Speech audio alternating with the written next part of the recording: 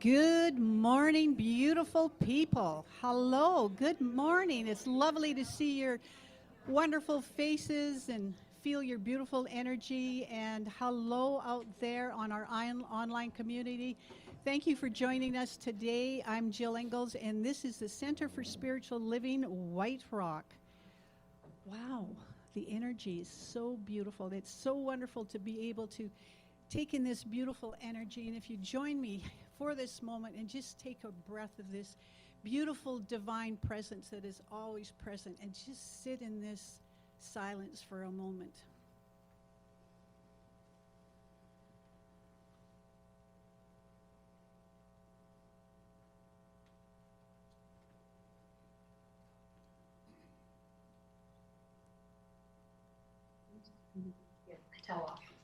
The beautiful presence that is right here within each and every one of us.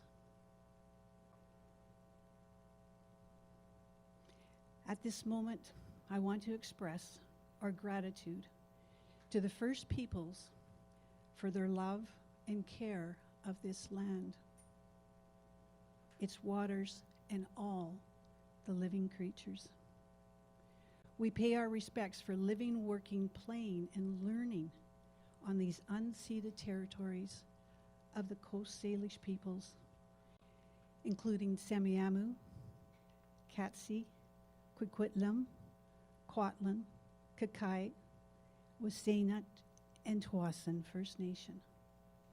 May this acknowledgement serve as a reminder of understanding and harmony as we forge ahead on a shared journey toward a more compassionate society.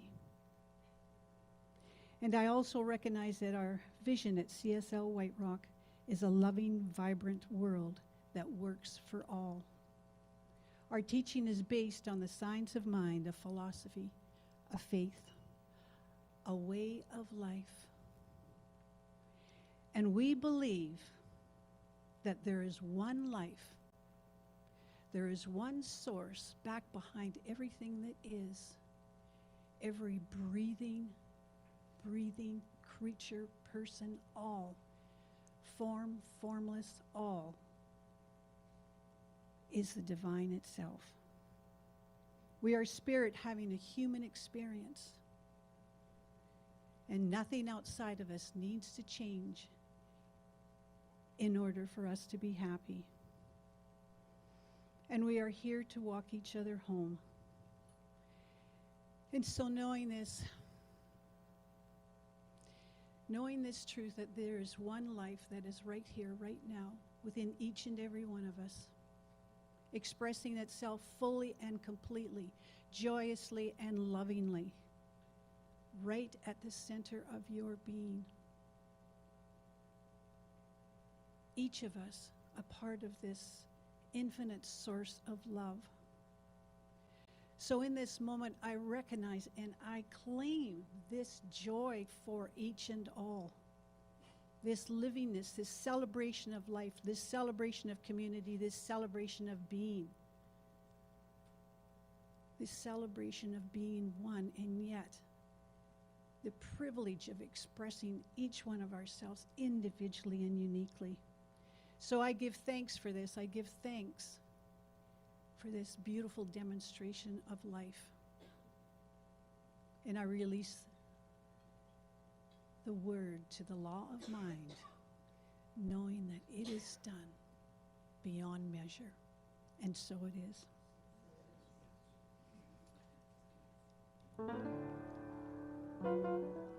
And I would like to announce our wonderful musicians for today, Leora, Cashe, and Jaye Krebs. Oh yeah, down on this side. And Michelle too, Michelle Briggs. Yeah. So we're going to start this sacred circle with a song. Whoops, move over. Okay. Oh. So we want you, and the words are going to be up there too. It's really easy. So we want you to sing with us. Will you do that? Oh, good. You'll know it. Woke up this morning with my mind Set on spirit, woke up this morning with my mind. Set on spirit, woke up this morning with my mind. Set on spirit, hallelujah, hallelujah, hallelujah. Come on, sing. Walking and talking with my mind. Set on spirit, walking and talking with my mind. Set on spirit, walking and talking with my mind. Set on spirit, hallelujah, hallelujah, hallelujah. Singing and praying with my mind. Set on spirit, singing and praying with my mind. Set on spirit, singing and praying with my mind. Set on spirit, hallelujah, hallelujah, hallelujah. Woke up this morning. Woke up this morning with my mind. Set on spirit, woke up this morning with my mind. Set on spirit, woke up this morning with my mind. Set on spirit, hallelujah, hallelujah, hallelujah.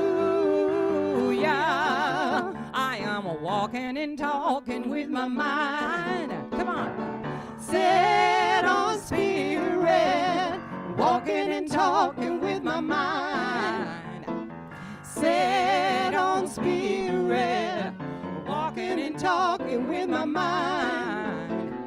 Set on spirit, hallelujah, hallelujah, hallelujah. This is the last verse. Singing and praying with my mind. Set on spirit, singing and praying with my mind. Set on spirit, singing and praying with my mind. Set on spirit, hallelujah, hallelujah, hallelujah, hallelujah, hallelujah, hallelujah.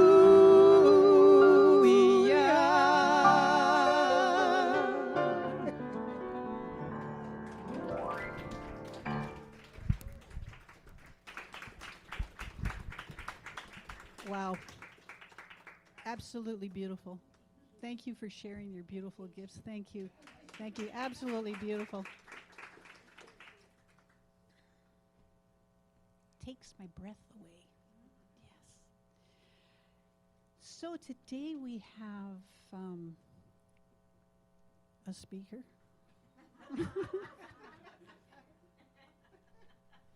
I really don't know where to begin here. So, what would I like to say about Reverend Terry Shea? He has such a incredible history of this beautiful ongoing relationship with the divine from a very, very, very young age. Through years of young schooling that went into becoming a monk, and doing all kinds of interesting jobs, even a bus driver. His last day of being a bus driver, he decided he didn't want to drive a bus anymore, so he stopped the bus and got off and never went back. So it's good to have this kind of interesting thing going on here. But his gift is as a teacher. He's an amazing teacher, has been an amazing teacher, has left many of us just trying to be better all the time. So he has beautiful gifts, and I'm so happy that he's here today to share them with you. Reverend Terry Shea.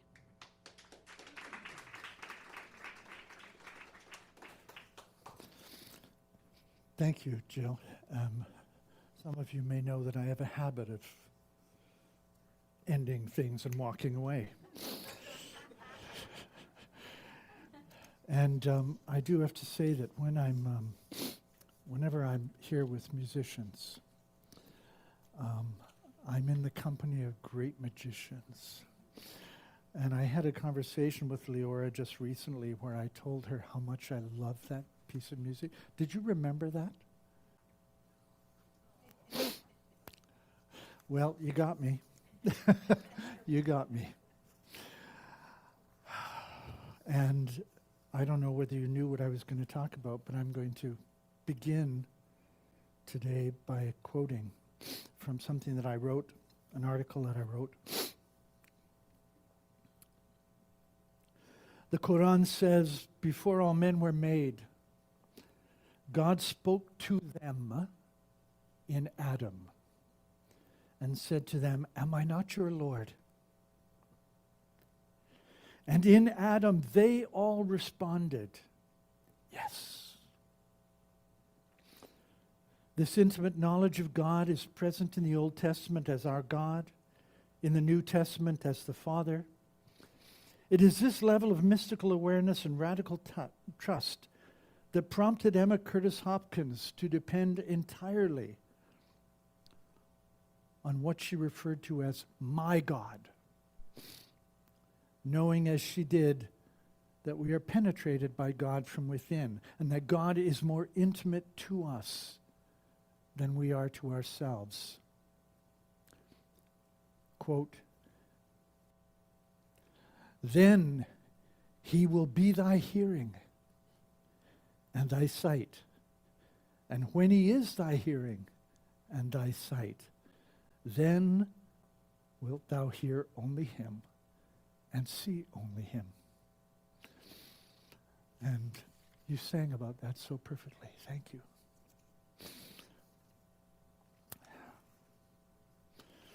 I'm doing something today that is absolutely unheard of for me, and that is that I have written out my entire talk. And it's something this is the second time in my life that I have done this. And it's because of this. Dan Brown, Origin. Anybody read it besides? No? Okay, well, this book is available for whomever wants it when I'm done. Having read Dan Brown's Origin, I was thinking about life and how complex and problematic it can appear to be sometimes, perhaps most of the time, if you're paying attention. Elections, wars, natural disasters, disagreements, dissolutions of relationships, deaths. And at the same time, I was reflecting on one of the tenets of CSL's vision. We believe in a world that works for everyone. And that the theme of this month, the power to create a world that works for everyone, and, well, I guess you can see where I'm going.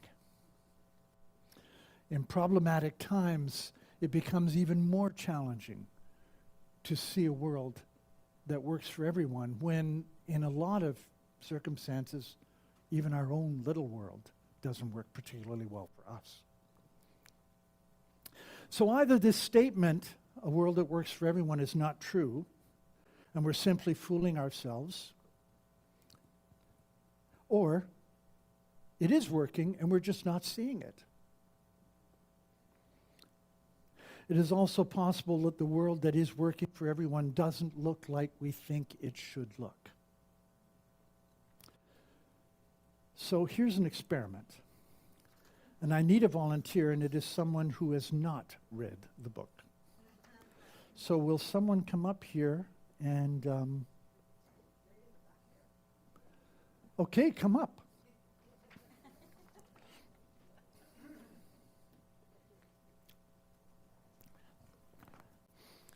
Stand there. And is that correct?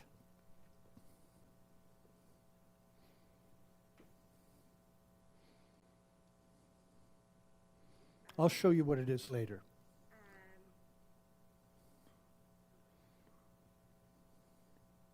No.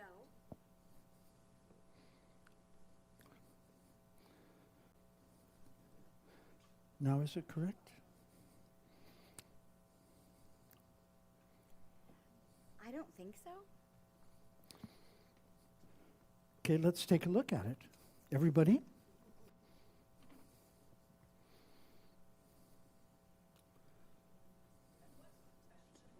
It is not correct. Is it correct now? Are we sure? X equals 9 plus 1. Roman numerals. I'm only 44. Ouch! Thank you. Thank you. Very interesting. So what does this tell us? Well, number one, it tells us we should never assume that what we know, everybody knows. We should also assume that not everything that we know is of value to everyone. We should also never assume that looking at the world from where I am standing is the only way to look at the world. Right? So this is a message from Dan Brown's book. And I'm purposely using it today because I want to talk about the fact that the world itself and everything in it is subject to the laws of physics.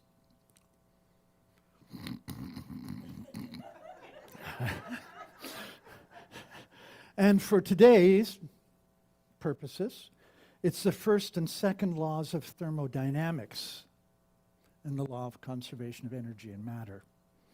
The second law of thermodynamics establishes the concept of entropy. An entropy can be seen, as we saw here, from this perspective of something not so good, and from this perspective of something absolutely necessary and quite wonderful. And I propose to you that that's the way we're going to look at it today.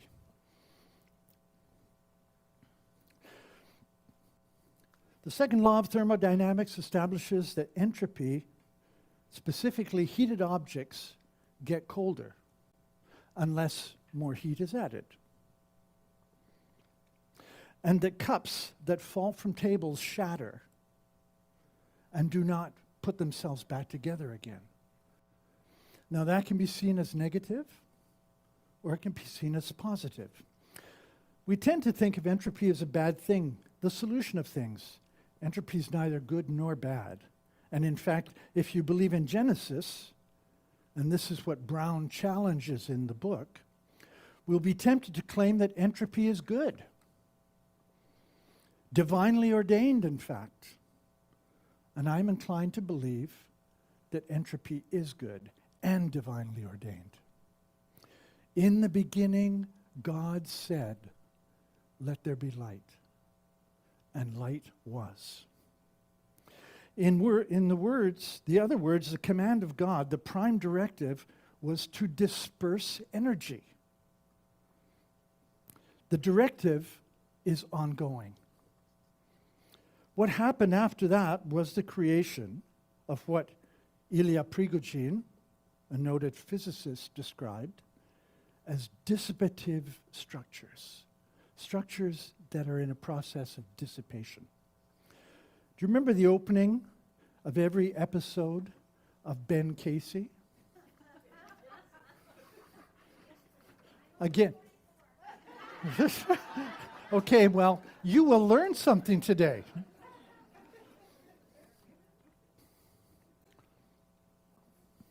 Repeat as you see the image.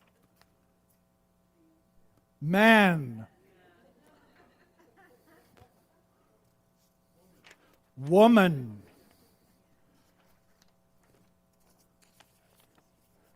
Birth. Death. Infinity. Good for you. Every episode of Ben Casey television series from the 1960s began with a hand writing on the board. People remembering this? And the voice of, and I did check it out. Let me see, what was his name again? No? It'll come to me. This is why I never write out my talks.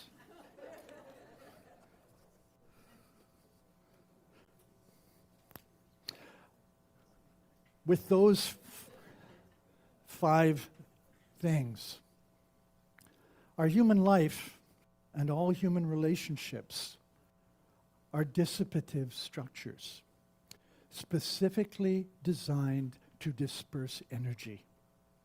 The energy of procreation is the creation of a unit of order, another human being.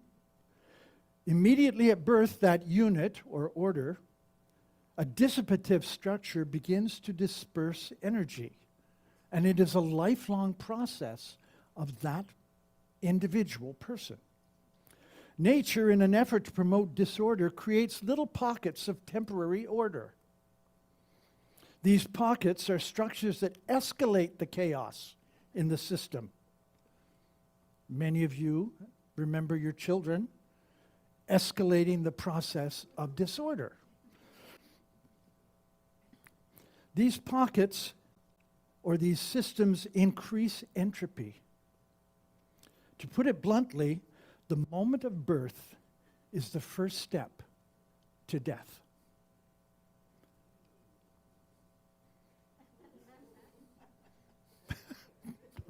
Okay. According to the laws of physics, this is the world that works for everybody. According to the laws of physics, we are in a world that works for everybody because of the 2 laws of thermodynamics. There has to be a cup in order for it to shatter when it hits the floor. Dan Brown was telling the story of a man who was trying to explain that creation did not require God. Life arose spontaneously, according to him, no God required. A couple of scientists at the University of Chicago in 1958 initiated a series of experiments, which, by the way, are still ongoing since 1958. You can look it up. The scientists were Miller and Urey.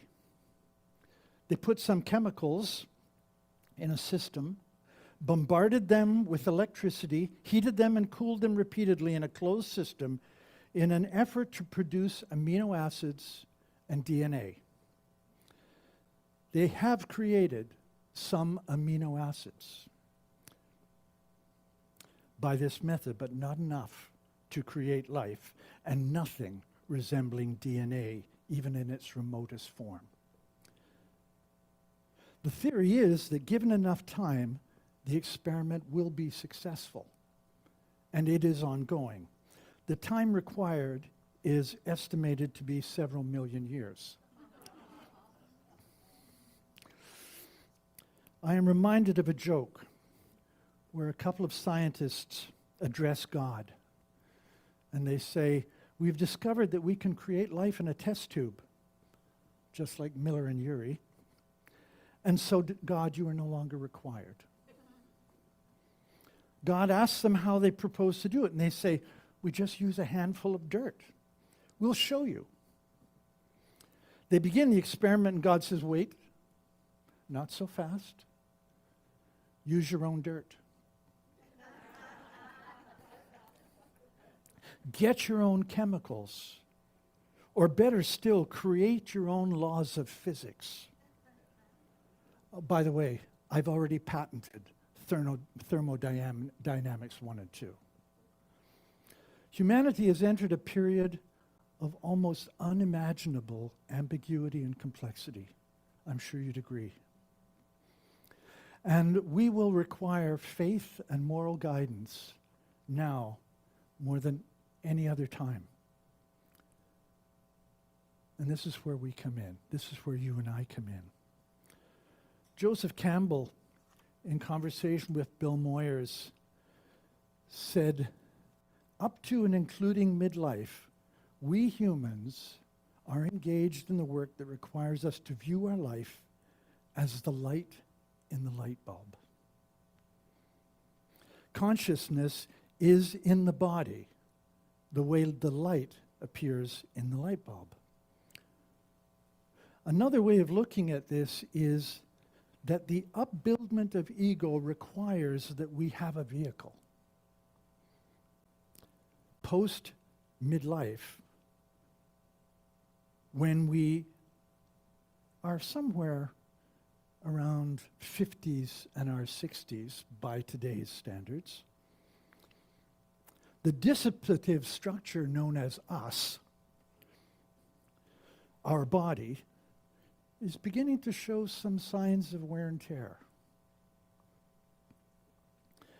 And we have the opportunity, in fact the mandate, though some of us ignore it, to start seeing the light of consciousness is what we are. To begin seeing that the light of consciousness is what we are. And the bulb is simply the vehicle. The bulb is simply the vehicle for our consciousness. We begin to live life no longer looking at life as patterns, but looking at life as a code within a code within a code within a code. We begin to see that codes do not occur naturally in life like patterns. They have intention and they have meaning. And those intentions and meaning are created by consciousness. It is with our knowledge of patterns that we now recognize the codes of our life. It is how we recognize DNA. It is how we recognize creation. What does all of this have to do with a world that works for everyone, you might ask? The other night I was lying in bed thinking of my psoriasis. I was thinking of it as one of those dissipative structures. A dissipative structure seeking to release energy. You can substitute your own ailment or your own challenge, your challenge of choice here. But I'm going to stick with my struggle with psoriasis. As I said before, we all exist with rare exceptions in a state of undifferentiated perfection in the womb. As an amphibian, by the way, a liquid-breathing animal. Immediately upon leaving the birth canal, we become an air-breathing mammal. That in itself is no small feat. We enter into a world of chaos and order. We become living, breathing expressions of this dissipative structure which we are, in an order that is temporary and an expression of a prime directive of created things to dissipate energy. In order for that to happen, the order that we are must break down. In order to build anything, we must expand energy. To live, we must expend energy. And so we should be careful what we build. And we should practice a lot of stoicism, also known as non-attachment, with regard to what we're building. Especially if we believe that we have the power to create a world that works for everyone. Or better still, believe that there is such a thing as a world that works for everyone. No easy task. It seems to me akin to the advice of the great teacher Jesus, who said, "Be in this world, but not of this world." So last night I came to an appreciation for my psoriasis as a dissipative structure whose purpose was to disperse energy, specifically damp heat, according to traditional Chinese medicine. The question for a religious scientist is, of course, what is the cause of this damp heat? Or more specifically, what is the mental cause of this condition? First things first, let's apply what we know about physics. Psoriasis is a dissipative structure. It is temporary. It started somewhere. It will end somewhere once the energy has been dispersed. And this is true for psoriasis. It is true for everything in life. Once the energy has been dispersed, the condition will stop.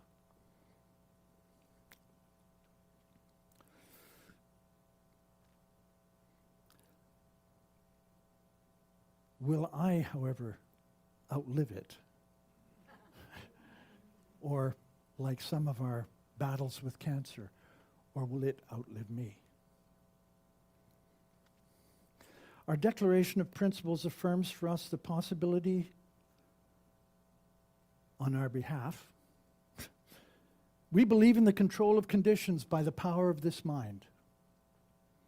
We believe in the healing of the sick by the power of this mind. Do we? Really? Do we really believe that?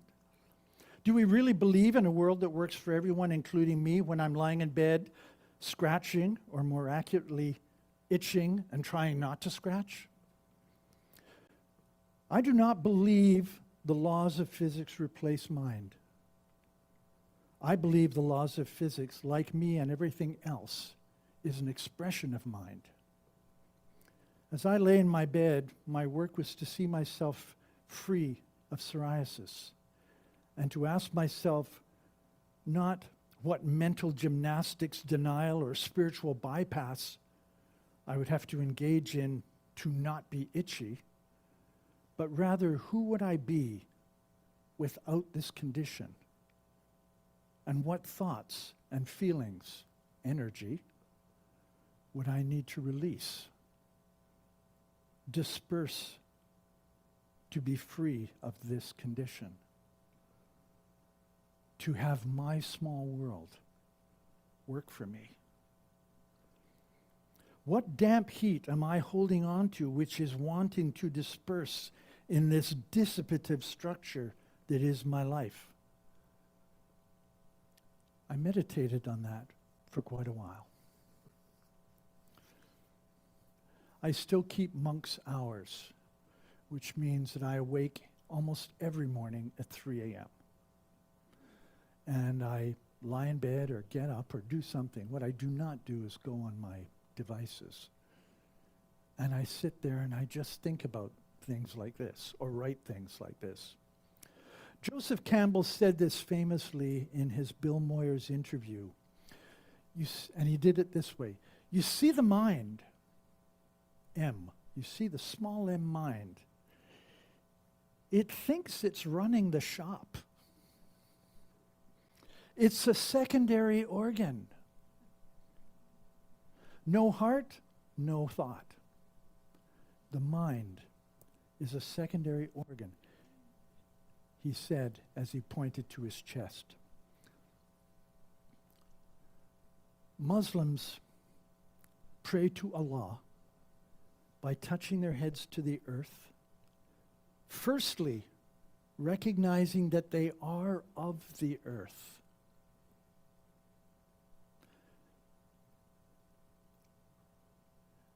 And that its laws of entropy and energy release. But most importantly, they ensure that the head is closer to the earth, or rather, the heart is closer to heaven. Now, it seems to me that that stance would be the power to create a world. that works for everyone. So ends the lesson, and so it is. Namaste.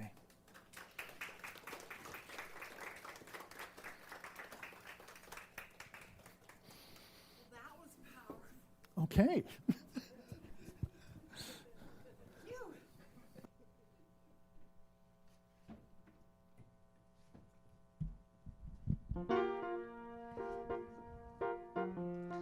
So I picked this song because it speaks on that topic in a wide way. And while we're singing it, I encourage you to sing along with me. Michelle's going to come up and sing. She just learned it 2 minutes ago. She's a pro. Let's give it up to Michelle. She worked so hard here. Organizing the music and the PA and everything, and that's a lot of work. Yeah. And a lot of fun. And oh, good. Except when the cup falls on the floor. Brother, brother, come walk with me. Show me the tops of the canyons above the sea, and say, look around you, your kingdom's wide. Carry the weight of this world with pride. I am humble and I'm confused. There is no mountain I've found here that I can move. And you say, sweet love, your heart is great. So will you follow it closely and let it show you your fate, and keep playing for love, playing for peace, playing for light, come down and set me free, playing to say, playing for change, playing for peace.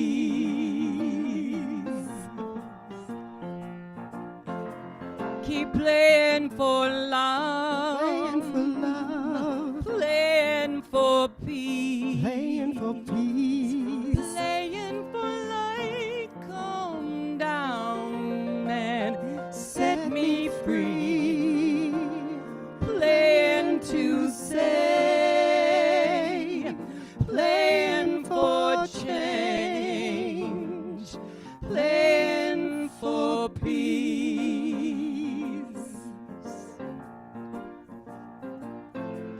Sister, sister, lay your burden down. Keep your heart wide open and hear the sound. It's all around you. Your kingdom's wide. So carry the weight of this world with pride. I am humbled and I'm confused. There is no mountain I've found here that I can move. And you say, sweet love, your heart is great. So will you follow it closely and let it show you your fate, and keep playing for love, Playing for love. playing for peace, Playing for peace. playing for light, come down and set me free, playing to say,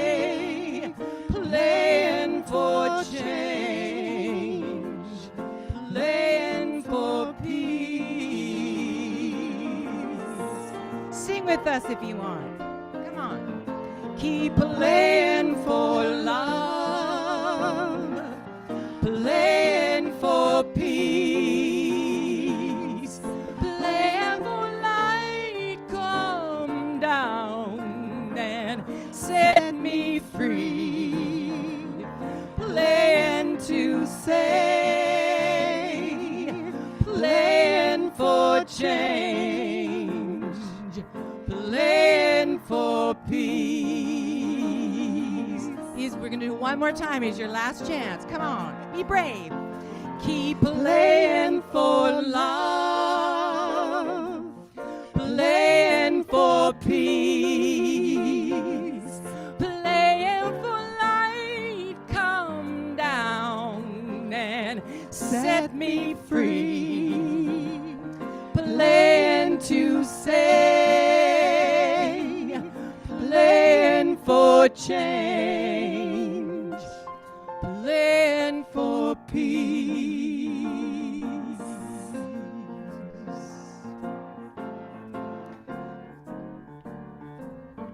Keep playing for peace, playing for the light come down and set us free. Pray with your heart, it can see a world that works for everybody.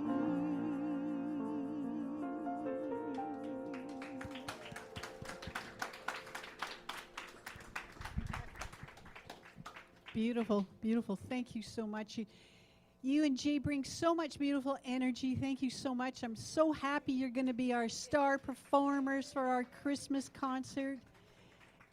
And what have you guys got on the go besides our Christmas concert?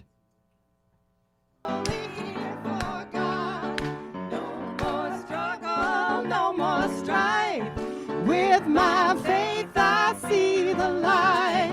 I am free in the spirit. Yes, I'm only here for God. I release and I let go. I let the spirit run my life. And my heart is open wide. Yes, I'm only here for God. No more struggle, no more strife. With my faith I see the light. I am free in the spirit. Yes, I'm only here for God. Yes, I'm only here for God. Yes, I'm only here for God.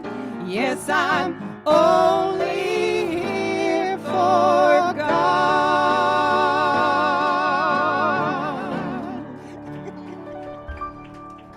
Thank you, everybody. Please stay for this town hall and register if you're eating pizza with us on the 10th. Thank you very much. Have a beautiful day.